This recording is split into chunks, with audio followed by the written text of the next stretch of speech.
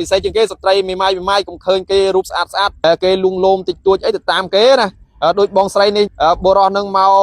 ស្នេហាញ៉ៃញងតិចតួចគឺបាក់ចិត្តស្រឡាញ់គាត់តែម្ដងបន្ទាប់មកគឺចាញ់បោកអញ្ចឹងគាត់គម្រាមឲ្យថាគាត់មិនញ៉ៃប្រយ័ត្នចូលប៉ុស្តិ៍ប៉ូលីសគឺថាប្តឹងគាត់អត់ឈ្នះគាត់ដែរហើយគម្រាមឲ្យយើងប្រយ័ត្នខ្លួនប្រយ័ត្នអីទៀតប្រយ័ត្ន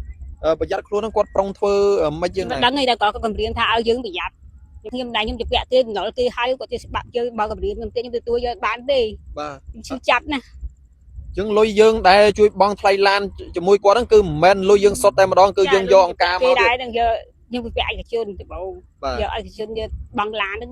បាទចាហើយមកយើងសងគេដល់ខ្ញុំទៅពាក់គេដែរហ្នឹង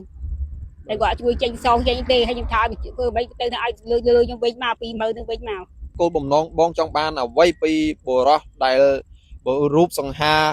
ចរិតថោកទាបចរិតអន់ដែលមកបោកលុយស្ត្រីមីម៉ាយដើម្បីយកលុយនឹងទៅបង់ឡានបន្ទាប់មកពីគឺបានឡានអីជាប់សពគ្រប់បង់ដាច់អស់ហើយគឺបោកទំនុកចិត្តយកទៅបាត់ឲ្យគាត់ចូលខ្លួនមកដោះស្រាយមុខច្បាប់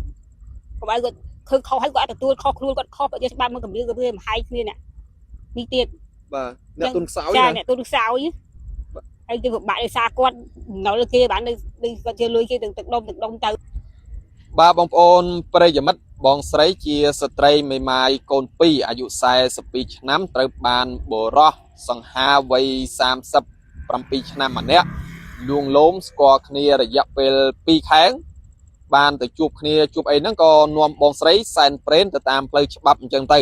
ហើយបន្ទាប់ពីសែនព្រេនអីជាមួយគ្នារស់នៅជាមួយគ្នានឹងហើយខាងបុរសហ្នឹងឲ្យបងស្រីអាយុ42ឆ្នាំនេះដោយសារឃើញគាត់រៀងមានអីផងឲ្យជួយបង់ថ្លៃឡានហើយបង់ថ្លៃឡានបងស្រីក៏ជួយបង់អញ្ចឹងទៅគិតថាប្តីប្រពន្ធជាមួយគ្នាហើយបង់អស់ប្រហែល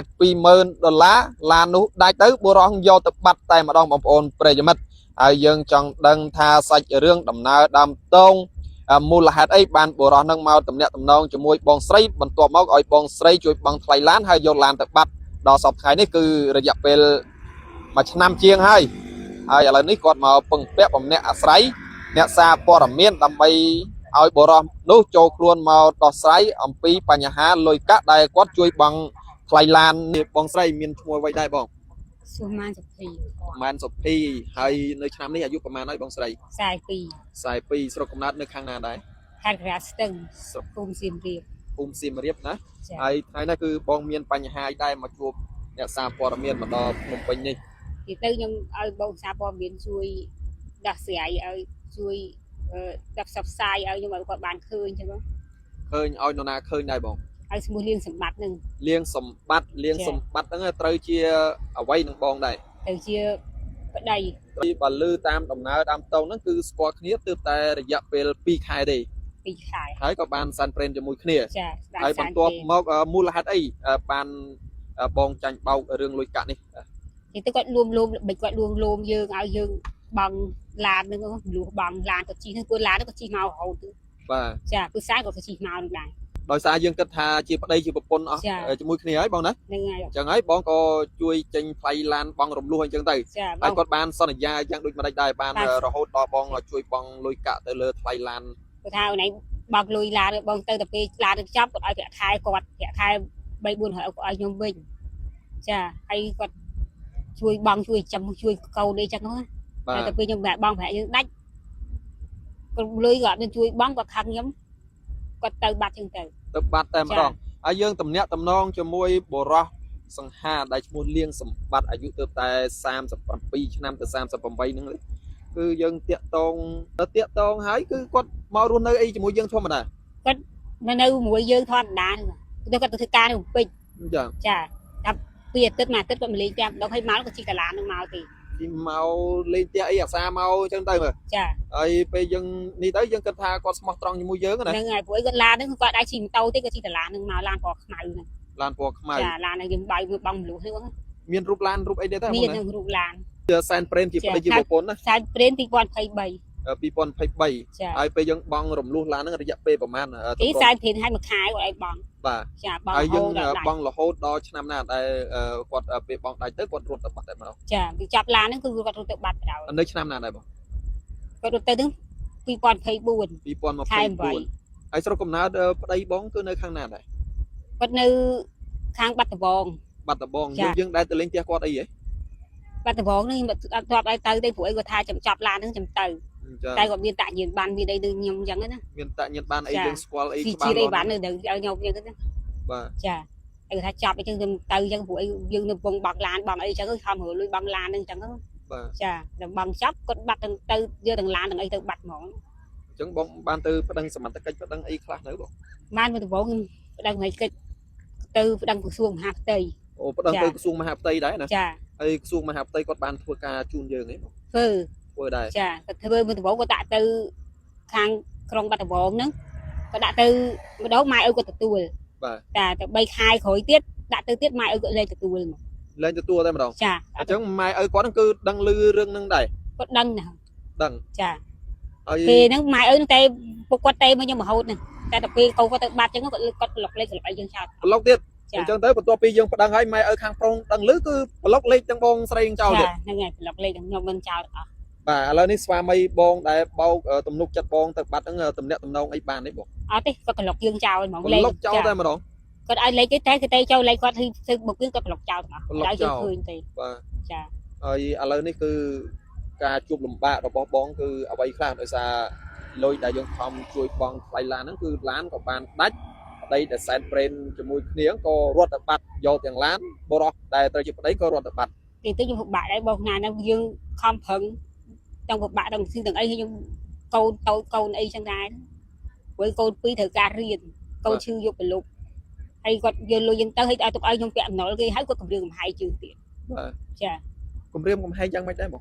con cầm riêng hai ra con mà nhẹ nhảy bây giờ cho bông đi ô con cầm riêng thiệt chà hay con miền tuôn là tí ấy đấy đó cầm riêng bông tôi cũng mà nhẹ nhảy với môi con phải giặt cho bông linh nữa chỉ tức con đăng hạt luôn con kho chứ con cầm riêng con ở dương đăng quạt chứ thế hay đăng quạt đó sẽ con này chà cầm riêng ở dương bị giặt luôn bị giặt ấy thiệt bị giặt bây giờ luôn nó quạt prong thưa mấy dương này đăng này đã có cầm riêng thà ở dương bị giặt nhưng mà đăng thà cầm riêng nên mấy cái gì thì tham sạt màu chứ đó thà ở dương bị giặt miền sờ lên miền ấy đấy miền từng ai những bạn ơi thì đừng ở hay chà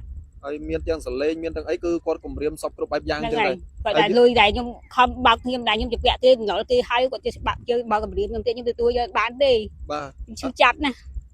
chứng lôi dương đây chui băng Thái Lan cho mùi quá đăng cứ men lôi dương sọt tay mà đón cứ dương do ông ca mà đây đang giờ nhưng vẽ cái chân thì bộ giờ ai chân giờ băng lan đó chà em mọi tiền đi son kia lấy tiền vẽ kia đại nữa để gọi chui tranh son tranh tê hay những thay mình cứ mấy tên ai lôi những bên màu pi mơ những bên màu em đã sửa ảnh màu lấy cô bầm non bong ở bờ topi màu sọc sai đòn nẹt xa po là miền cô bầm non bong trong ban là vây pi bờ rót đại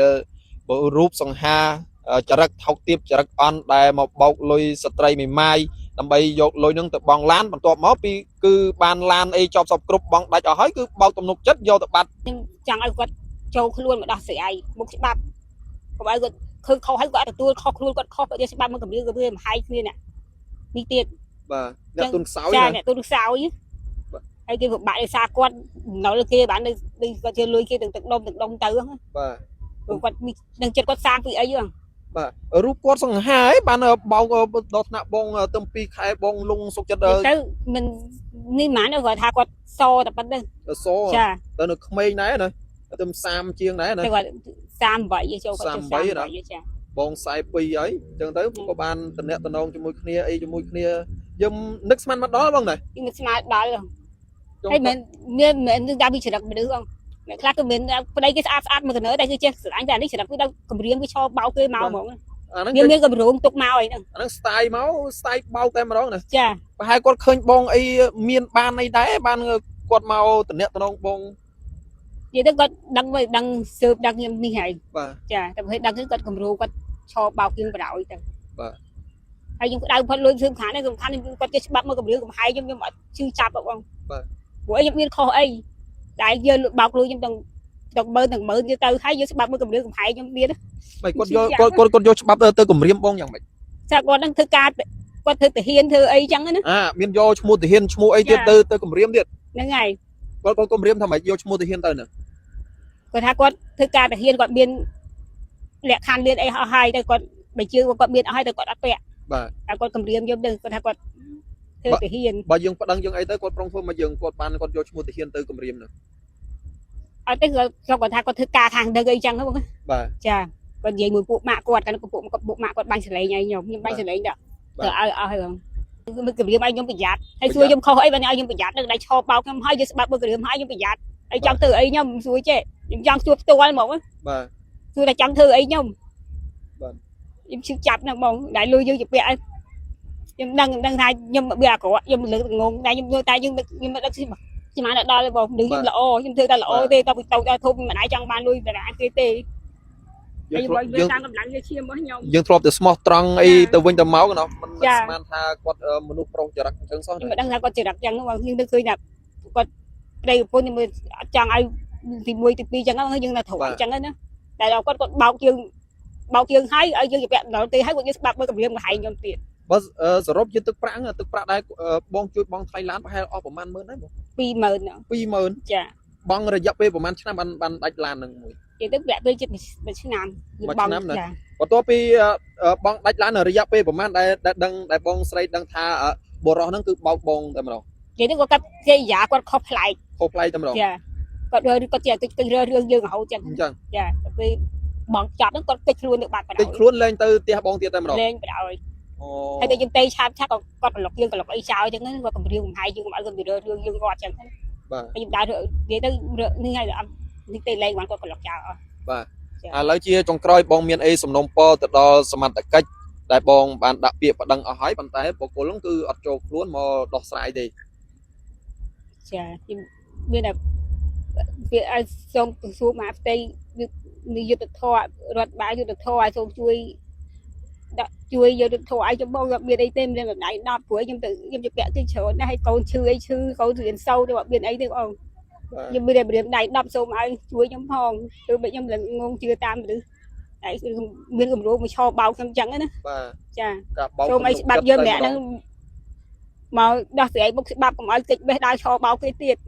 បាទ ចា សំខាន់យើងលែងចង់បានប្តីណាសំខាន់ឲ្យតែបុគ្គលហ្នឹងចូលមកដោះស្រាយ មកដោះស្រាយមុខច្បាប់មកកុំឲ្យតិចបេះអី ចង់ទៅណាទៅ ចា លែងខ្វល់ចង់បានតែលុយមកដោះស្រាយរំលោភយើងគឺចប់តែម្ដង ចាំកូនខ្ញុំឲ្យកូនខ្ញុំរៀនសូត្រតែប៉ុណ្្នឹងទេ បាទបងប្អូនប្រិយមិត្តបុរសវ័យ37 38ឆ្នាំម្នាក់ដែលបងស្រីអះអាងថាគឺអ្នករស់នៅខាងខេត្តបាត់ដំបងបានស្គាល់បងស្រីអាយុ42ឆ្នាំជាស្ត្រីមេម៉ាយកូន2នេះហើយតំណាក់តំណងប្រហែល2ខែក៏បានបបួលបងស្រីសែនព្រេនបន្ទាប់ពីសែនព្រេនហើយឲ្យបងស្រីជួយបង់លុយបង់ថ្លៃឡាន រយៈពេលប្រហែល1ឆ្នាំចំនួន$20000បន្ទាប់ពីបង់ដាច់ទៅបែរជារលេសអេសអុញរោគរឿងរោគអីដើម្បីធ្វើលេសយ៉ាងណាដើម្បីឲ្យបងស្រីហ្នឹងបែកចិត្តតែម្ដងហើយបន្ទាប់មកគឺបរោះនោះគឺបានយកឡានដែលបងស្រីជួយបង់ជាមួយគ្នាគឺយកទៅបាត់តែម្ដងបងប្អូនប្រិយមិត្តហើយ